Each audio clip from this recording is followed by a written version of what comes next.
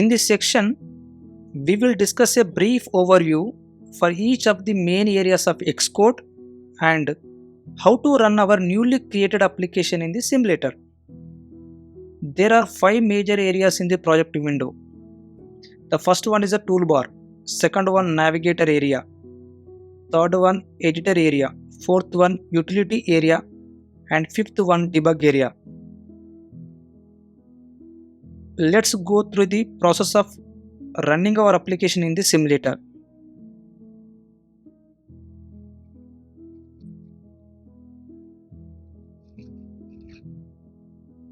We will discuss 5 major areas one by one. First one, toolbar. The toolbar area at the top with buttons to control the appearance of interface, and it shows warnings, errors and application status.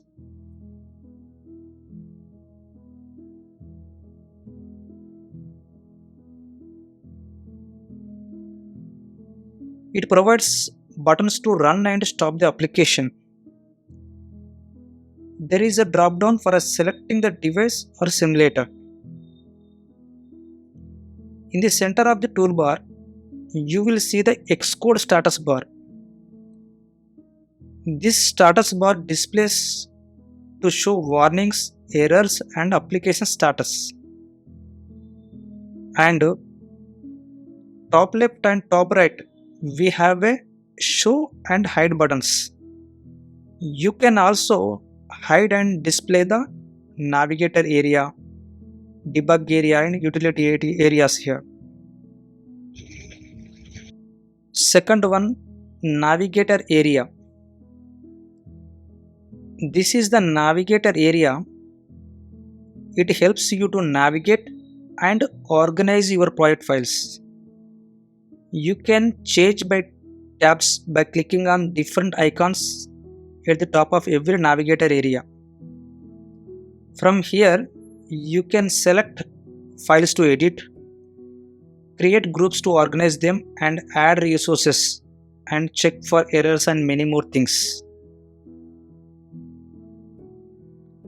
Third one, Editor Area.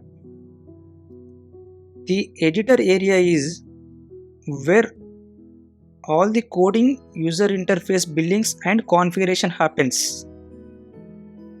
This is the one where we do much of the work. Fourth one is Utilities Area. This is just like a Navigator Area.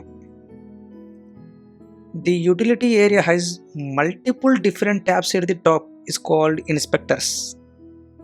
Each inspector allows you to configure different details and attributes. It provides additional information about the application and tools to edit the interface.